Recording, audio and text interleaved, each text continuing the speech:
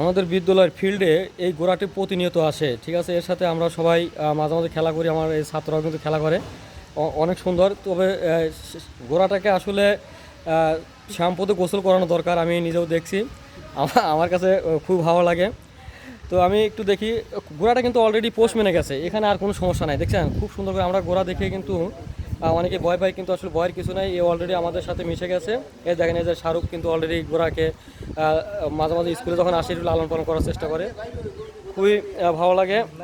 তো আসলে এই ঘোড়া কিন্তু একসময় যুদ্ধক্ষেত্রে সবসময় বেশি ব্যবহার করা হতো, এখন মানুষ এটা ব্যবহার করে একটু রিল্যাক্সে, অনেকেই যাতায়াত করতে চায়, বিভিন্ন জায়গায় ঘোরাফেরার জন্য কিন্তু এটা খুব সুন্দরভাবে মানুষ বর্তমান ব্যবহার করে যানবাহনের বিকল্প হিসেবে। এটা ঘোড়া কিন্তু মানুষের যুদ্ধক্ষেত্রে কিন্তু অনেক ভূমিকা রাখতো। এই দেখছেন ঘোড়া কত সুন্দর, একদম পোষ মেনে গেছে। শাহরুখ মাঝে মাঝে এই ঘোড়াটাকে দেখাশোনা করে, স্কুলে আসে প্রতিনিয়ত।